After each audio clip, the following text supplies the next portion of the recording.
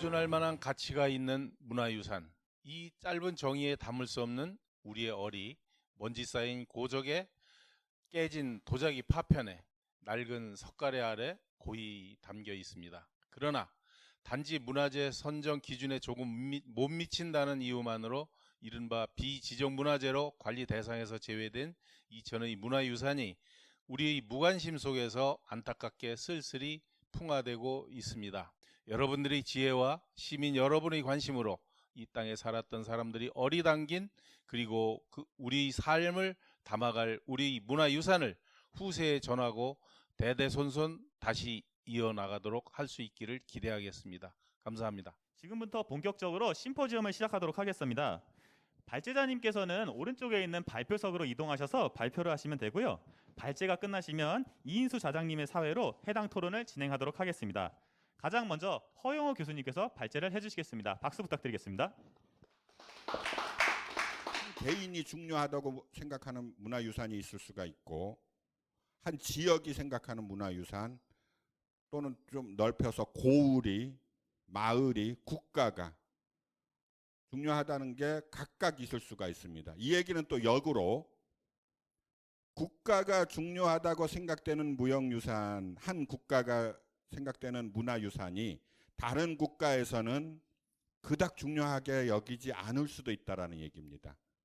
마찬가지로 한 가문이 굉장히 중요하다고 생각되는 유산이 다른 가문에서는 별다르게, 그러니까 일종의 이제 역설적으로 그런 양상도 벌어집니다. 이제 그러한 인식하에 두고 본다면은 문화유산을 바라보는 우리의 관점 역시 이 세상에 10,000개의 공동체가 있다라면은 문화유산은 10,000개가 돼야 되는 게 당연한 거 아닌가? 그런 식으로 한번 접근을 해보자. 저 역시 이번 이 발제문을 관통하는 기본적인 시각이 이제 바로 이런 시각입니다. 그 다음에 문화재의 자연화에 대해서 얘기를 하고자 합니다. 여기서 자연화라는 개념은 제가 만들어내는 개념인데요. 그러니까 우리가 흔히 자연스럽다 라고 표현을 하죠. 일상 용어에서 자연스럽다라고 표현하는데, 그 자연스럽다는 의미는 뭐냐면 마치 그게 옛날부터 그냥 그대로 있었던 것처럼, 쉽게 얘기하면 문화재는 처음 태어날 때부터 문화재인 것처럼 그렇게 생각하는 인식입니다. 역사적으로 보면 우리나라가 1948년에 대한민국 정부가 수립이 되고 나서 1962년에 처음 만들어진 제도가 문화재죠. 그 이전엔 문화재라는 게 없었죠. 만들어진 거죠. 그러니까 국가에 의해서 만들어진 정책적 개념이 문화재일 따름인데, 우리는 마치 우리의 모든 인식은 저 유물은 원래부터 문화재였어, 원래부터 가치가 있고 뭐 절대적 가치가 있다라고 믿는 그러한 인식들, 아니면 그런 인식으로 되어버리는 상황들을 저는 문화재 제도의 자연화라고 표현을 했습니다. 국가나 지자체를 통해서 문화재로 지정이 되지 않는 것들은 관심을 두지 않는 현상들이 이제 나타납니다. 아까 자연화 현상의 파생물이죠. 일반 시민들도 문화재다 그러면은 별로 큰 관심은 없고 잘 알지도 못하지만은, 아 그래?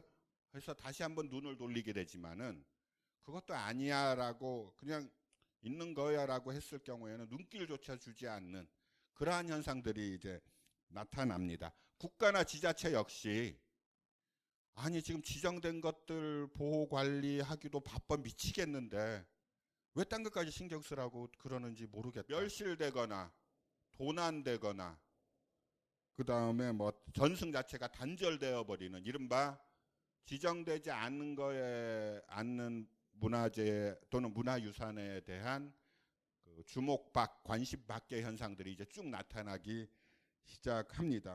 국가무형문화재 같은 경우에는 굉장히 엄밀하고 흔히 바늘 한 방울 안 들어갈 정도로 유연하지 못함이 나타나는데, 도 차원이나 광역시나 도 차원들, 그다음 시 차원은 이렇게 뜯어보다 보면은 유연하게 적용이 가능한 것들이 나타납니다. 그래서 이런 것들을 포착을 하게 되면은 그 비지정 문화재에 대한 관심들 이런 것들이 어느 정도 법적 테두리 안에서 얘기해 볼 수도 있지 않을까 하는 게 주목할 만한 거고요. 또 하나는 현재 올해부터 지금 한참 진행 중인데 공모 중이고 그 미래무형문화유산 그러니까 아직 지정되지 못 여러 가지 문제 때문에 지정되지 않은 그러니까 무형문화재에 한정되어 있지만은요.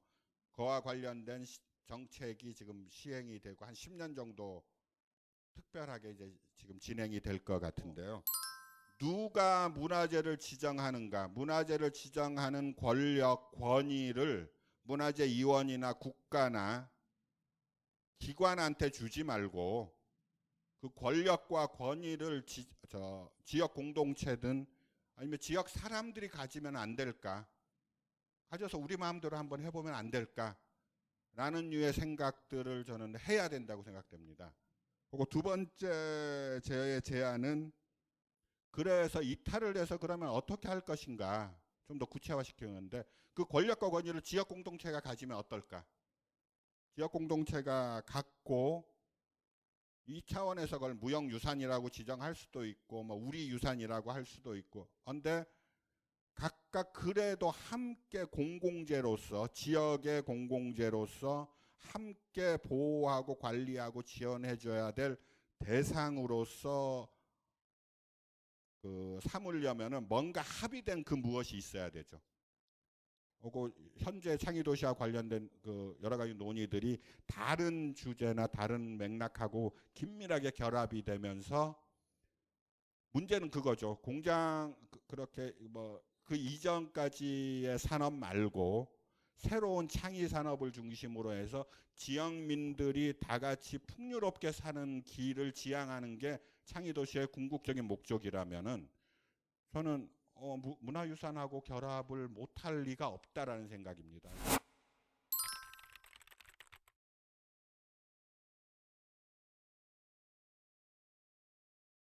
다음은 이어서 윤나영 실장님께서 토론을 진행해 주시겠습니다. 토론을 맡은 충청북도 문화재연구원 윤나영입니다. 허영호 교수님의 발표 감사히 잘 들었습니다. 첫 번째 질문입니다. 발표자께서는 비지역 문화재 보호를 위하여 지역 공동체 차원의 노력과 역할이 필요하다고 하셨습니다.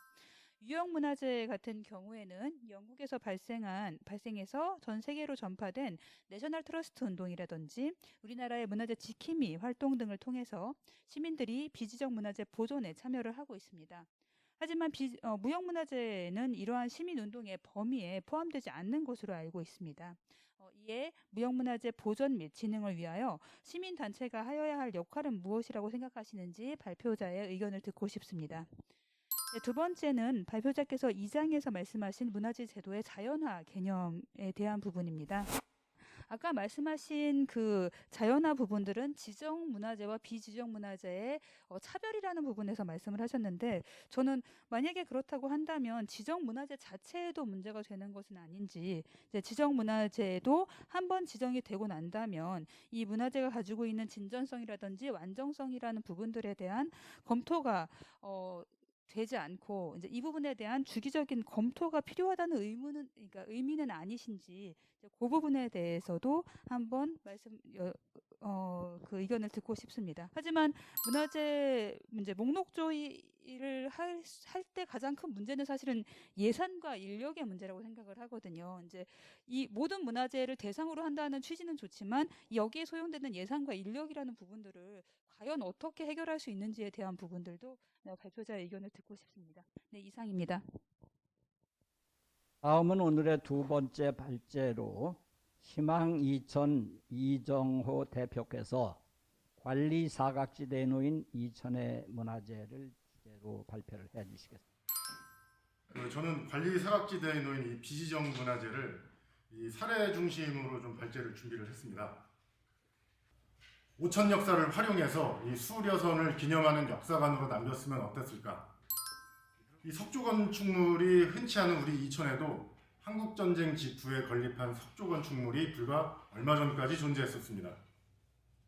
1950년대 국회의원으로 출마하셨던 분이 사회 공헌 사업으로 전쟁 고아를 수용하고 교화하기 위해서 애방원을 설립하였는데 이 건물에 부속 예배당을 건립하고자 했지만 여러 가지 이유로 미완성인 채 60년 가까이 시가지 중심 언덕에 홀로 서 있던 애광원 예배당입니다.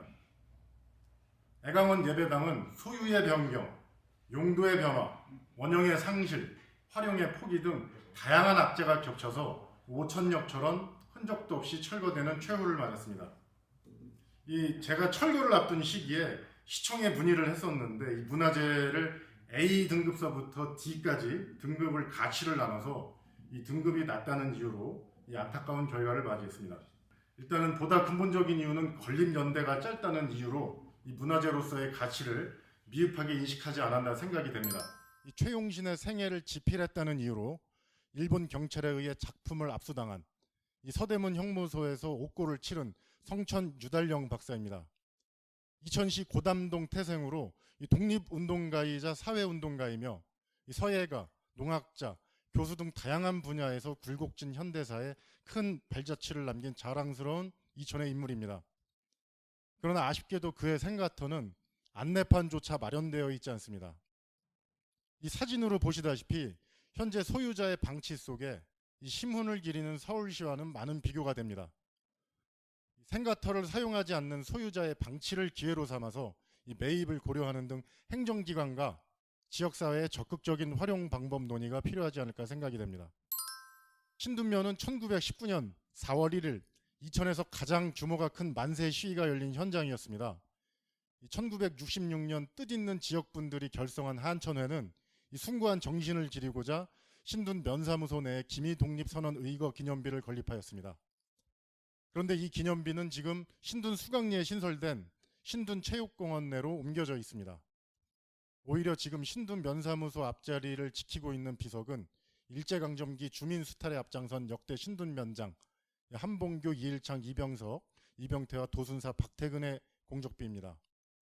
일제에 충성한 이들의 선정비를 이 많은 시민이 오가는 행정복지센터에 그대로 두고 이 오래도록 기억해야 할 독립선언 기념비를 신둔 체육공원으로 보낸 일은 쉽게 이해가기 어려운 부분입니다. 아마도 독립선언 기념비에 대한 정보가 좀 부족하지 않았을까 좀 추측할 뿐입니다. 5번째 사례입니다. 이천 많은 시민들이 오가는 안흥지에는 이 조선시대 이천 도호부사, 이천 군수 등 이천 지역 관리로 재임한 이들을 기념하는 선정비가 있습니다. 이 시민과 가까운 곳에 이전한 것은 이해할 수 있으나 이 안내 시설이 미흡하고 오늘도 운동기구를 아무렇지 않게 올려놓는 거치대로 사용되고 있습니다. 이천의 역사의 한 페이지를 간직한 비석을 이 비지정 문화재라는 이유만으로 이대로 방치해야 될지 의문입니다. 이 신고를 받은 문화재청 사범단속반은 2012년에서 13년쯤 도난당한 것으로 추정되는 석불을 이 충주의 한 야산에서 발견했고 10년 만에 제자리로 돌아온 일입니다. 이 해룡사 석불을 비롯해서 조금 전에 소개해드린 오천역 그리고 애광원 예배당, 이 안흥지 비석군과 같은 사례는 언제든지 일어날 수 있습니다. 이 지정되지 않은 문화재는 이 마치 가치가 없는 것처럼 여겨지고 시민의 무관심을 유발합니다.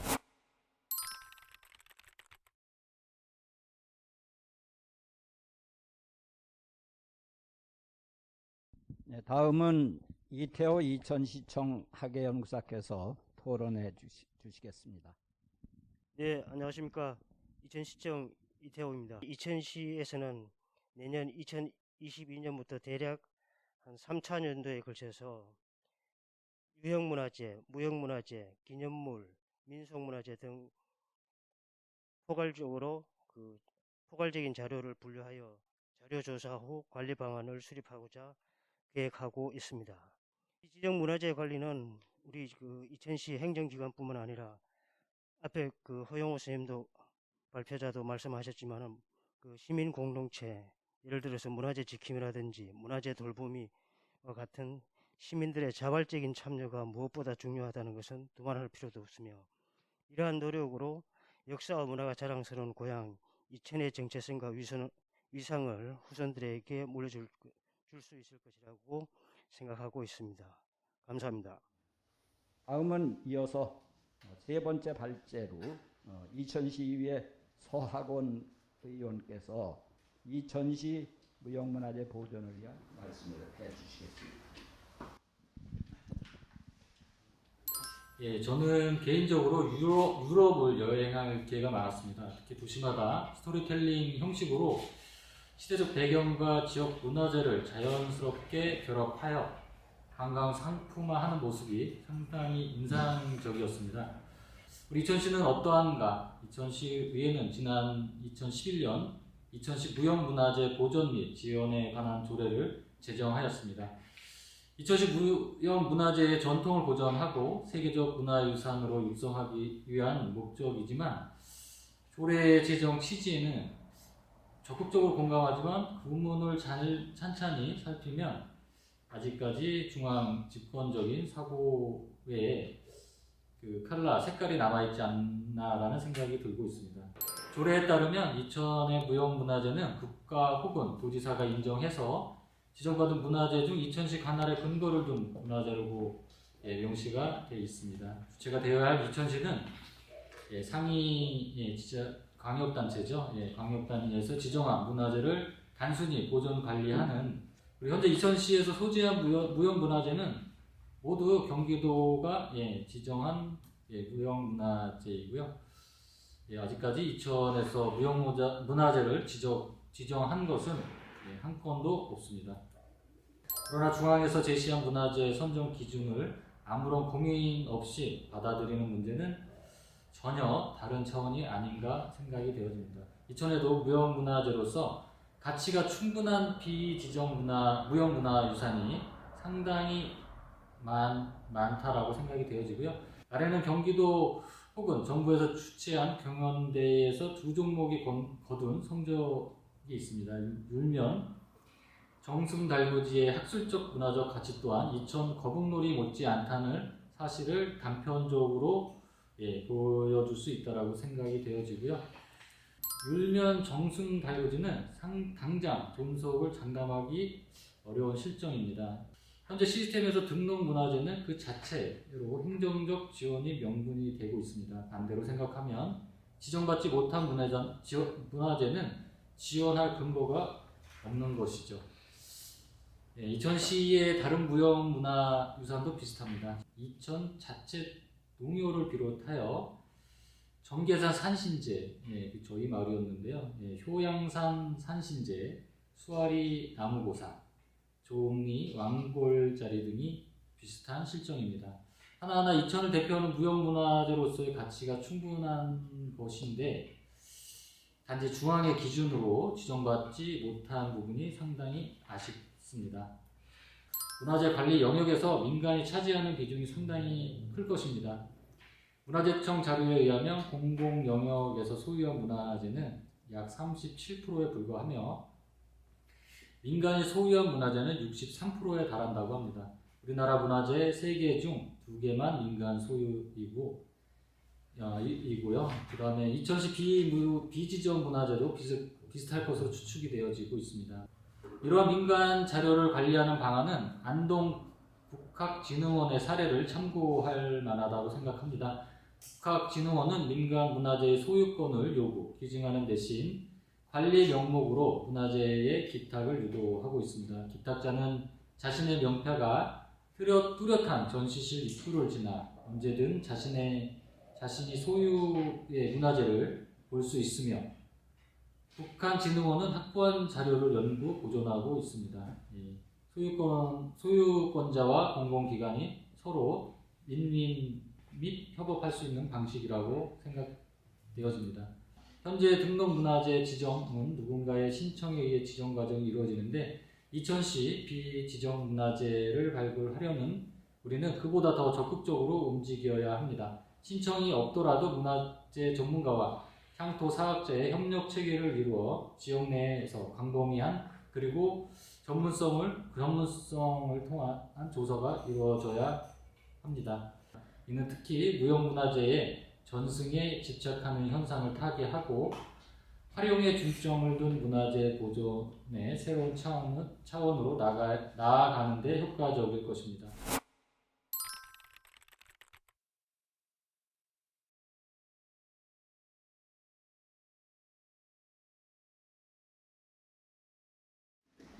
이어서 황수근 평택문화원 회계사무소에서 토론에 임해 주시겠습니다. 이렇게 이제 비지정 문화재 훼손이 심각한 상황에서 이러한 심포지엄을 통해 이제 공론을 한다는 것은 이천시의 이제 비지정 문화재를 보존하는 첫걸음이라고 생각합니다. 그리고 이제 발제자는 이제 정책과 예산을 의견한 위치에 있기 때문에 이러한 제안들은 방향성 설정, 앞으로에 있어서의 의미 있는 성과라고 생각됩니다. 여기서는 이제 발제에 대한 토론보다는 앞으로 이천시 문화재 보존의 그 현장적인 관점에서의 의견을 보태는 걸로 가능하겠습니다.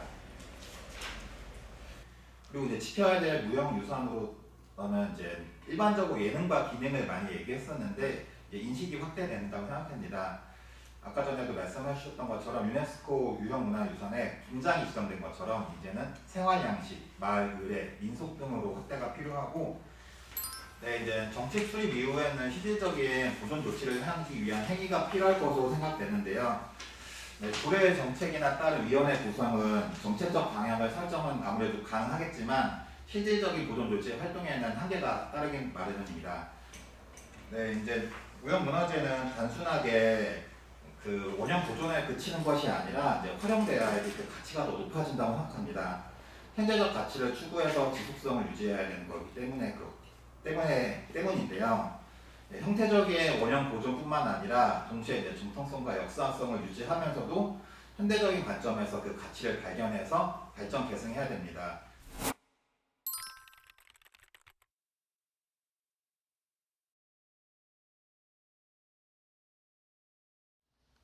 이상으로 그 세 분의 발표가 모두 끝났는데 필요하신 도움이 될 만한 말씀이 있으시면 부탁을 드리겠습니다. 그러니까 실제에서는 어떻게 되는지 잘 모르는 외부인으로서 아마 쭉 이어온 농사와 관련된 전통 지식들이 있을 것 같은데 농사 방법이라든지 아니면 수리 시설이나 등등에 대한 다양한 방식이나 방법이나 지방끼리 마을별끼리 해서 이런 것들과 관련된 것들 역시 이제 무형문화재 범위 속에 들어와 있고 지금 광범위한 조사들이 이루어지고 있는데 또 하나는 줄다리기입니다. 줄다리기는 아마 전승의 어려움이 지금 일단 비지정에서 처해 있는 것 같긴 한데 현재 줄다리기가 유네스코 인류 무형문화유산으로 등재가 되어 있습니다. 6개국이 되어 있고 우리나라에 6개인가 5개 국가무형문화재, 시도지정 무형문화재 다 포함해서 공동으로 다 유네스코 등재가 되어 있는데 그쪽에서 연합한 조직이 줄다리기 연합회라고 있는데 그쪽에서 점차적으로 이 등재 참여 보존의 수를 늘리려고 합니다. 무슨 소리냐 하면은 아주 거칠게 표현해서 줄다리기를 현재 그러니까 국가무형문화재도 아니고 시도지정도 아닌 아무것도 아니지만은 현재 전승하고 있거나 전승과 관련된 기억을 갖고 있던 공동체를 다 아울러서 유네스코에 확대 등재를 하려는 논의를 좀 활발하게 2년째 하고 있는데요. 그 논의에 한번 적극적으로 이천시 역시 이 용줄다리기 역시 참여해 보는 게 어떨까 그런 생각을 들으면서 해봤습니다. 자연스럽게 이제 국가 등록문화재뿐만 아니라 시도 등록문화재도 지정할 수 있게 되었기 때문에 이제 도 차원에서 조금 더 적극적으로 이 근대유산에 대한 보존을 하실 수 있을 것이라고 생각을 합니다. 근데 다만 여기에서 꼭 이제 염두에 둬야 될 부분들이 이 근대문화유산과 일제잔재에 대한 부분들이 중복되는 경우들이 있어서 이럴 경우에는 시민들의 거부감이 굉장히 큽니다. 이제 근대문화유산으로서의 가치가 있어서 보존을 해야 한다고 판단을 하지만 그게 일제잔재일 경우에는 이제 이거를 철거해야 된다라는 시민들의 의견들도 굉장히 많으시거든요. 그래서 이 부분에 대한 충분한 근거 그리고 이런 것들이 그러니까 아픈 역사도 역사라는 말을 하지만 그것들을 받아들이시는 시민들의 의견은 또 다를 수 있기 때문에 이런 것들의 협의점을 찾아내는 부분들이 굉장히 중요하고 이제 이런 것들이 또 문화원에서 고민하셔야 되는 부분이 아닐까라고 생각을 합니다. 앞서 허 교수님께서 잠시 말씀하셨지만 무형유산에서도 이제 미래무형유산이라는 부분들을 지금 찾고자 하는 움직임이 있고 그 유형 같은 경우에도 미래유산이라고 해서 시나 이제 도에서 따로 조례를 지정을 해서 앞으로 지금은 문화재가 아니지만 앞으로 문화재가 될 수 있는 것을 미리 지정해서 보존하자고 하는 그런 이제 활동을 하고 있는 시도가 있습니다. 뭐 대표적인 사례가 서울시가 되겠죠. 근데 그런 것처럼 이천에서도 지금 50년이 넘지 않았기 때문에 아직은 문화재가 될 수 없지만 앞으로 문화재가 될 수 있는 부분이라고 있다면 이제 그런 부분들은 시나 아니면 이제 시민 단체에서 미리 확보하셔서 훼손되지 않도록 이제 이후를 미래 세대를 위해서 보존하시는 그런 역할들도 하시면 어떨까 해서 소원드립니다. 네, 이상입니다. 근대문화유산이라든지 이제 무형유산 역시 사실 저는 현장 보존도 물론 굉장히 중요하지만 활용에 굉장히 초점이 맞춰져 있는 부분이라고 생각합니다. 현대문화유산에 대해서 이제 이야기를 할 때 이걸 활용의 목적에 굉장히 활용을 하지 않는 부분은 보다는 활용을 해서 현재적 가치를 굉장히 높이는 것들을 중요시 여기는데 그 무형유산도 마찬가지로 생각합니다. 근데 요즘 이제 제가 보는 느낌으로는 무형문화재 지정을 할 때 과도하게 연희화되어 있다든지 과도하게 형식화되어 있는 형태가 너무 많아서 오히려 원형에 해치는 경우가 너무 많아서 이젠 이게 공연화되어 있는 연인지 그 농사에 사용되는 건지 그걸 모르는 경우가 너무 많이 가 있는 것 같아요. 그래서 그런 부분들은 유지하면서 그 보존을 하는 게 중요하지 않겠나라는 생각했습니다. 네, 이상입니다. 예, 감사합니다. 서두에도 잠깐 말씀드렸듯이 비지정 문화유산들의 보존 방안을 놓고 함께 의논하고 고민해보는 이런 자리를 마련하게 된 것 자체가 매우 다행스러운 일이라고 생각하며 오늘의 심포지엄을 발판으로 해서 문화유산 보존을 위한 보다 구체적이고 실천적인 방안들이 빠른 시일 내에 마련될 수 있기를 기대를 해봅니다. 지금까지 긴 시간 동안 발표와 토론에 임해주신 6분들과 행사 준비를 위해 고생해주신 조성훈 의장님을 비롯한 문화관 관계자 여러분들께 이 자리를 빌어서 감사를 드립니다. 감사합니다.